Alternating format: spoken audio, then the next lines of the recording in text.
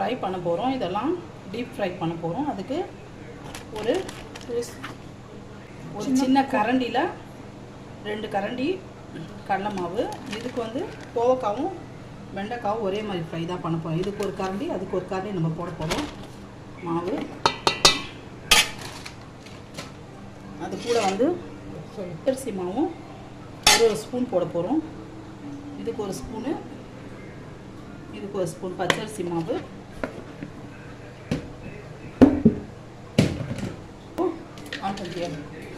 இப்போ வெறும் மிளகாத்தூள். இதுக்கு ஒரு ஸ்பூனு, இதுக்கு சும்மா ஒரு 1/2 ஸ்பூன். உப்பு தேவையான அளவுக்கு உப்பு போட போகிறோம்.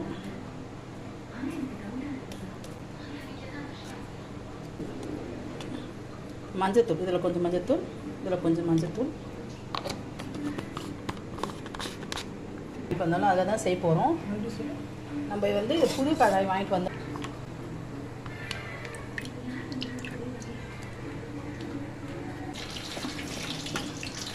இப்போ இதில் கொஞ்சமாக தண்ணி தெளித்து இதை பிசைஞ்சிக்கணும்.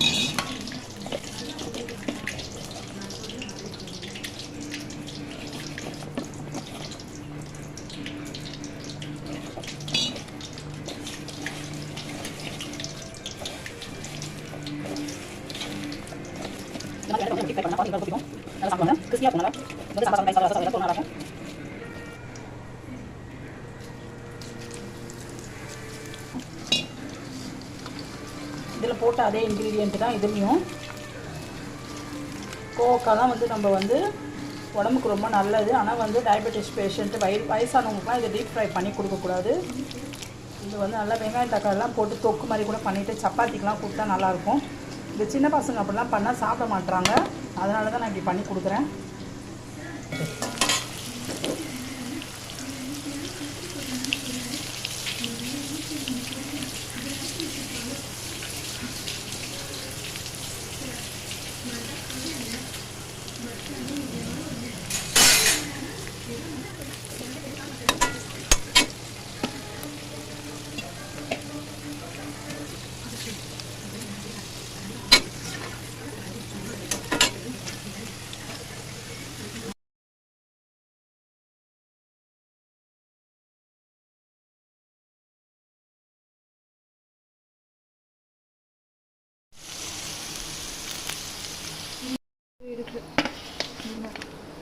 செம்ம கிறிஸ்பியான வெண்டைக்காய் அண்ட் கோவக்காய் ஃப்ரை ரெடி.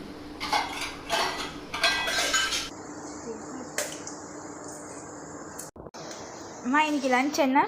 இன்னைக்கு லஞ்ச் வந்து ஒயிட் ரைஸ்,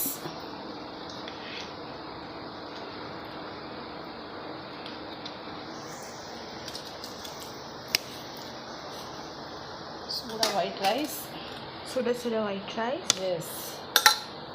சைட் டிஷ் வந்து கோவக்காய் வறுவல், வாவ்,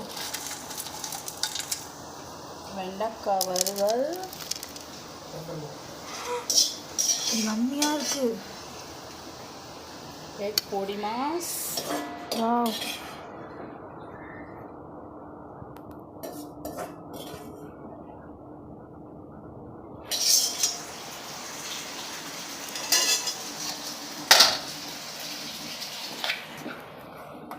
தால். இவ்வளோ வெரைட்டியா இன்னைக்கு? ஆமாம்.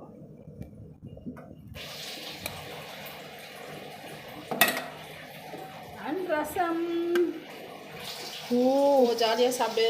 தேங்க்ஸ்மா, thanks for cooking. God bless you. Okay, God bless you. In the name of Jesus. ஆமீன்.